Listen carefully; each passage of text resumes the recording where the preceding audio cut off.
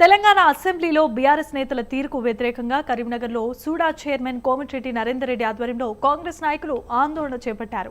పట్టణంలో ఇందిరా చౌక్ వద్ద మాజీ మంత్రుడు జగదీష్ రెడ్డి, కేటీఆర్ దిష్టిబొమ్మలను దహనం చేశారు.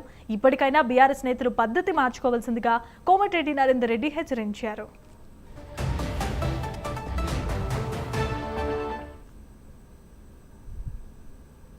స్పీకర్ గడ్డం ప్రసాద్ గారి మరి మీద జగదీష్ రెడ్డి అహంకారితమైనటువంటి మాటలు, అదేవిధంగా కేటీఆర్ అహంకారపూరితమైనటువంటి మాటలు, గతంలో మా శాసనసభ్యుడు సంపత్ కుమార్ గారిని శాసనసభ నుంచి సస్పెండ్ చేయడం, ఈ తెలంగాణ కళ సాకారం చేసినటువంటి వారిలో ముఖ్య నాయకులు మీరా కుమార్ గారికి మరి గతంలో కేసీఆర్ గారు అపాయింట్మెంట్ ఇవ్వకపోవడం, అదేవిధంగా నేరేళ్లలో మరి లారీల కింద దళితులు చనిపోతూ ఉంటే పరామర్శిస్తా అంటే పర్మిషన్ ఇవ్వకుండా ఇవన్నీ అహంకారపూరితంగా దళితుల పట్ల, దళిత నాయకుల పట్ల మరి అవలంబిస్తున్నటువంటి వైఖరి ఈరోజు పూర్తి స్థాయిలో అహంకారమైనటువంటి పరిస్థితి బీఆర్ఎస్ నాయకులు కనిపిస్తూ ఉంది.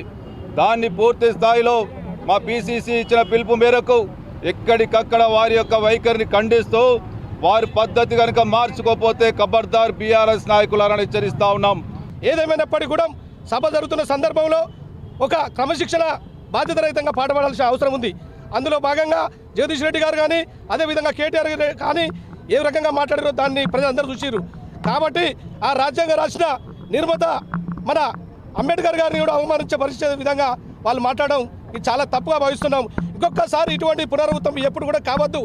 చదువుకున్నట్టు అన్నట్టుండ్రి, కానీ విద్యను విచ్చలవిడిగా వాడుకుంటూ పదాలను ఒక దుర్వినియోగం చేసుకుంటూ వారి పట్ల అసమర్థంగా మాట్లాడడం అనేది చాలా తప్పని చెప్పుకుంటూ ఇంకొకసారి ఎప్పుడైనా జరిగితే ఇది ఖబర్దార్గా చెప్తున్నాం.